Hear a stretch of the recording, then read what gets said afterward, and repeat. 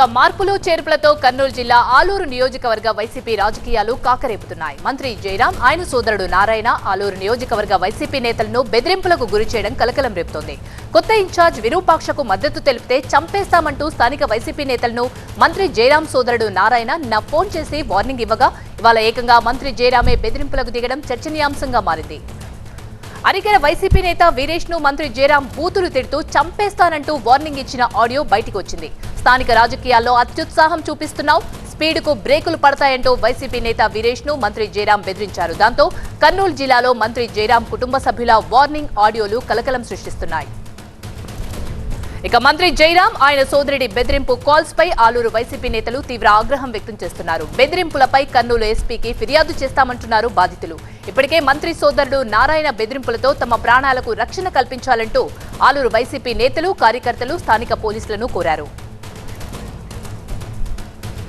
ఇదే అంశానికి సంబంధించి మరింత సమాచారాన్ని మా ప్రతినిధి నాగిరెడ్డి అందిస్తారు. నాగిరెడ్డి, మంత్రి సోదరుడు నారాయణ బెదిరింపులతో తమ ప్రాణాలకు రక్షణ కల్పించాలని పోలీసులను ఆశ్రయించారు వైసీపీ నేతలు. పూర్తి అప్డేట్స్ ఏంటి? పోలీసులు ఏమంటున్నారు? కరెక్టే. మంత్రి జయరాం కుటుంబీకుల నుంచి తన ప్రాణాలకు ముప్పు ఉంది అంటూ ఆస్పరి జెడ్పీటీసీ ఈరోజు పోలీసులకు ఫిర్యాదు చేశారు. తన ప్రాణాలకు రక్షణ ఉంది, రక్షణ కల్పించాలా, తన ప్రాణాలకు ముప్పు ఉంది, రక్షణ కల్పించాలంటూ కూడా సాక్షాత్తు జిల్లా ఎస్పీ కార్యాలయంలో ఆస్పరి జెడ్పీటీసీ సభ్యుడు దొరబాబు ఫిర్యాదు చేసిన సంగతి చాలా సంచలనంగా మారింది. దీంతో పాటు నిన్న మంత్రి సోదరుడు నారాయణ స్వామి బెదిరించిన ఆడియో ఒకటి వైరల్ అయితే ఈరోజు ఏకంగా మంత్రి జయరాం తన వైసీపీ నేత వీరేష్ను బెదిరించిన ఆడియో ఒకటి సంచలనంగా మారింది. నిన్న మంత్రి సోదరుడు, ఇవాళ ఏకంగా మంత్రి, ఈ రెండు ఆడియోలు కర్నూలు జిల్లాలో చాలా సంచలనంగా మారుతున్నాయి. ఏకంగా లకారాలతో తిట్టడం అనేది చాలా సంచలనంగా మారింది. పార్టీ నేతలను ఇలా బూతులు తిట్టడం అనేది పార్టీలో ఒక రకంగా ఆందోళన కలిగించే విషయం. ఎందుకు ఇలా మంత్రి జయరాం కుటుంబీకులు వైసీపీ నేతలను బెదిరిస్తున్నారని చెప్పుకుంటే, ఇటీవలనే మంత్రి జయరాం అక్కడ ఆలూరు ఎమ్మెల్యేగా 2 సార్లు గెలిచారు. ఈసారి రానున్న ఎన్నికల్లో జయరాంకు కాకుండా విరూపాక్షికి ఇన్ఛార్జిగా వైసీపీ అధిష్టానం ప్రకటించింది. ఇది మంత్రికి నచ్చలేదు. దీంతో మంత్రి శిబిరం ఖాళీ అయ్యే పరిస్థితి కనిపిస్తోంది. వైసీపీ క్యాడర్ అంతా విరూపాక్షి సైడు వెళ్లే ప్రయత్నం చేస్తోంది.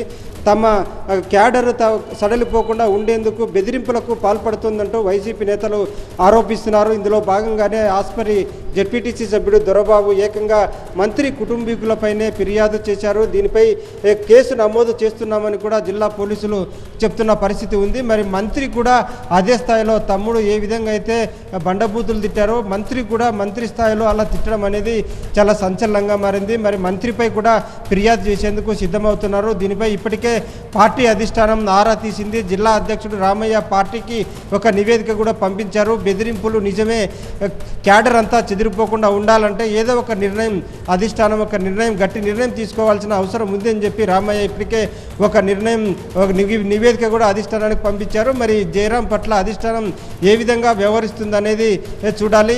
పార్లమెంటుకు జయరాం ఇప్పటికే పోటీ చేసే ప్రసక్తే లేదు, అవసరమైతే ఖాళీగా ఉంటానని చెప్పి చెప్పడంతో, కార్యకర్తలతో చెప్పడంతో సంచలనంగా మారింది. ఇప్పటికే పార్లమెంటు అభ్యర్థిగా కూడా రామయ్యను అధిష్టానం ఖరారు చేసిన నేపథ్యంలో మరి జయరాం ఎలాంటి నిర్ణయం తీసుకుంటారు? జయరాం కుటుంబీకులపైన, ఏకంగా తమ్ముడిపైనే కేసు నమోదు చేస్తున్న పరిస్థితి ఉంది. బహుశా అతన్ని అరెస్టు చేసినా ఆశ్చర్యపోవాల్సిన అవసరం లేదు.